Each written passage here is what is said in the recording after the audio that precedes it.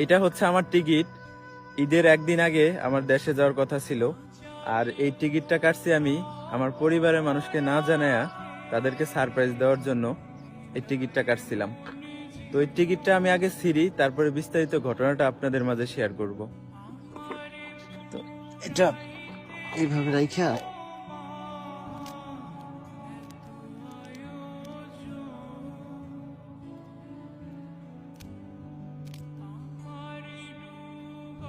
এই টিকিটটা ছিলাম কিসের জন্য জানেন? 55 ডিগ্রি তাপমাত্রা সহ্য না করতে পারিয়া আমার মা রে বলছিলাম, মা আমার তো এখানে অনেক কষ্ট হয়, তো আমি এইখানে থাকবো না, দেশে চলে যাব। তো এই কথাটা যখন আমার মাকে আমি বলছি, তখন উনি আমারে বুঝাইলো যে অল্প কয়েকদিন হয়েছে গেছোস, এখনো তো দেনা মেনা শোধ হয় নাই, তো দেনা মেনা শোধ দে, তারপরে দেশে চলে আসি, সমস্যা নেই। তো এরকম প্রায় অনেক দিন বলছি যে আমার এখানে অনেক রোদ, রোদের জন্য নাক দিয়ে রক্ত বাড়ায়, অনেক কষ্ট হয়। তো এটা বলার পরে তারা আমার সবসময় বুঝাইছে যে দেনা শোধ দিলে চলে আসিস, তখন দেশে এসে একটা কিছু করিস। তো তাদের কথা শুনে আমি 2 বছর এখানে কাটাইছি।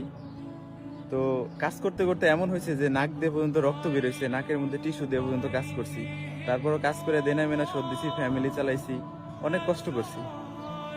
তো আজকে যখন পরিবারের মানুষকে জানাইলাম যে আমি তো ঈদের একদিন আগে বাড়িতে আসতেছি, তো আমি টিকিট কেটে ফেলাইছি, আপনাদেরকে জানাইনি। তো এটা শোনার পরে আমার আম্মু একটু ক্ষিপ্ত হয়ে আমার সাথে কথা বলতেছিল। তো কয়েক কথা বলার পরে উনি ফোন কাইটা দিছে। ফোন কাইটা দিয়ে উনি বলতেছে যে আমি যদি দেশে যাই তাহলে সে নাকি বিষ খেয়ে মরে যাবো। তো এই কথাটা আমার কানে শুনি নাই আমি, এটা আমারে বলছে হচ্ছে আমার পাশের বাড়ির এক ভাই, যে তুই বাড়িতে আসতেছস, তুই বাড়িতে আসলে তোর আম্মু নাকি বিষ খেয়ে মরে যাবো।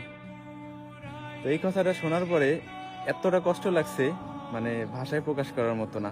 যেই ছেলেটা একবেলা যদি বাড়ির বাইরে থাকতো, মা যদি মুখ না দেখতে পারতো, পুরা পাগল হয়ে যেত, সেই ছেলেটা 2 বছর এই প্রবাসের মাটিতে কুত্তার মতো নিজের জীবন যাপন করছি।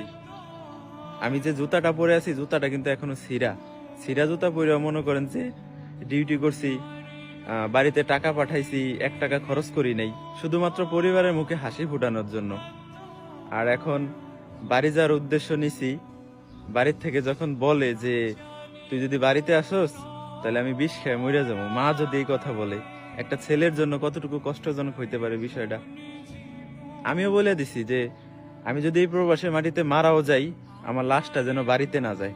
তো ভাবতেছি যে রাস্তার পাশে যেহেতু দাঁড়াই আছি, তো এখান দিয়ে গাড়ি যায়, এই যে দেখেন এটা হচ্ছে রাস্তা, তো এখান দিয়ে অনেক স্পিডে গাড়ি যায়, এখানে যে দাঁড়াবো, গাড়ি একটা আইসা মনে করেন রাস্তা